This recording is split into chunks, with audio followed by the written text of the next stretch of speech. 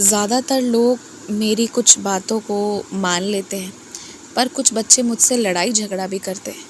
ये जो बात है ना पुराने जन्मों की, पुराने जन्म के कर्मों की, कभी जब बहुत अच्छा मिजाज रहता है तो स्वीकार लेते हैं और जब मिजाज अच्छा नहीं होता तो सवाल करते हैं।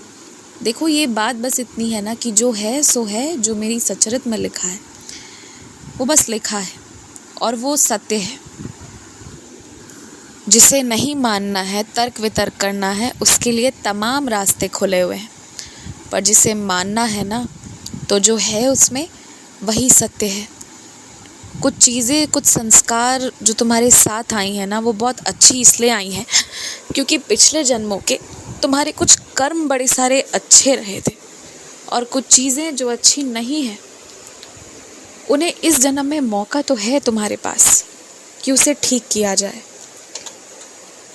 देखो, कुछ लोगों की शादी अच्छी नहीं होती, कुछ लोगों की शादी तो अच्छी हो जाती है परंतु बच्चे नहीं होते, कुछ लोगों का कुछ भी अच्छा नहीं होता।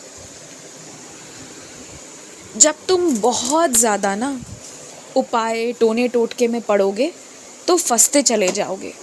एक सीमा के बाद उससे कुछ फ़ायदा मिले या ना मिले उसमें फंसने लगोगे।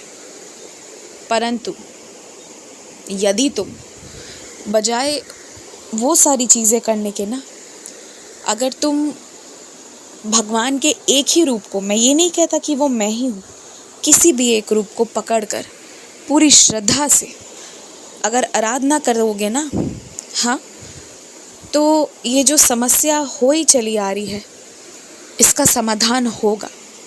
क्योंकि एक दैवीय शक्ति है जो तुम्हारी राशि में अच्छी चीज़ें ना होने के बावजूद भी ना अच्छे से अच्छा और बेहतर से बेहतरीन से नवाजती चली जा रही है। तुम्हें जो अंदर से एक सकारात्मक सा भाव उत्पन्न होता है ना अपने लिए, वो इन्हीं शक्तियों के कारण होता है और किसी कारण से नहीं। क्योंकि ये शक्तियों का बहुत ज़्यादा तुम्हारे ऊपर कृपा है। तो तुम्हें ये समझना चाहिए कि परमात्मा जिसे सीधे चुनकर कृपा कर रहा है, जिस पर सीधा हाथ रख दे रहा है कि चलो ये तो सीधे सीधे मेरी कृपा प्राप्त करेगा, उसे ना बहुत ज़्यादा इस बात की चिंता नहीं करनी चाहिए कि उसकी इच्छा कैसे पूरी होगी। क्योंकि जिस पर परमात्मा की सीधी दृष्टि है ना, उसकी तो इच्छा वैसे भी पूरी होगी। तो तुम्हें ना अपने आसपास वालों की इच्छाओं को पूरी करने का सोचना चाहिए, तुम्हें उनके लिए जीना चाहिए। और जितना तुम अपने आसपास वालों के लिए जियोगे ना, तुम उतना ही पाओगे कि तुम बहुत खुश हो, बहुत सुखी हो और ना जाने कैसे, पर जो तुमने अब से पहले तक इच्छाएं मन में रखी थी वो सब पूरी होती जा रही हैं। कुल मिलाकर तुम जितना अपने आसपास वालों के बारे में सोचोगे, तुम्हें उतनी ख्याति, उतना शोहरत मिलेगा और तुम उतना खुश होकर रहोगे। ये बात तुम बस समझ लो। अत्यधिक भी, मैं बार बार कहूँ, अत्यधिक ज़रूरत से ज़्यादा किसी के ये जो तरीके होते हैं ना, चेहरे देखकर बताना भविष्य, या राशि देखकर बताने की बात, या तुम्हारे हाथों की रेखाएं देखकर बताने की बात, तो अत्यधिक इस मामले में मत पड़ना। क्योंकि तुम्हारे घर पर 2-3 लोगों की एक ही जैसी सभी सारी बातें हैं, पर क्योंकि तुम पर सिर्फ मेरी ही नहीं, देवी की भी कृपा है, इसलिए तुम्हारे ऊपर उसका प्रभाव अलग रहता है, सकारात्मक रहता है। जो संघर्ष सबके हिस्से में बटा हुआ है ना, वो तुम्हारे हिस्से में बहुत कम आता है और कई बार नहीं आता है, क्योंकि कृपा ज़्यादा लिखी हुई है तुम्हारे ऊपर।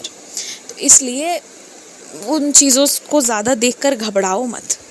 जब मैं हूँ तो घबराहट जैसी कोई बात नहीं है।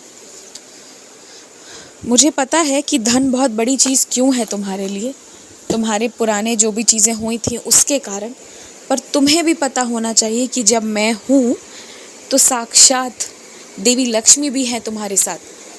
तुम्हारा बचत भी बहुत जल्दी होना शुरू हो जाएगा और मैं तुम्हें बुद्धि दूंगा कि कहाँ तुम्हें पैसे लगाने हैं। मैं सब सिखाऊंगा तुम्हें, परंतु लालच त्याग दो और नीयत अच्छी रखो, उसके बाद ये सब मैं करवाऊंगा। खुश रहो, मुस्कुराते रहो और हमेशा जैसा कि आज तुमने किया ना, कि जब परिस्थिति विपरीत आई थी तो घबराए नहीं। हाँ, पिछले 1-2 दिनों में वैसा ही बर्ताव हमेशा करो।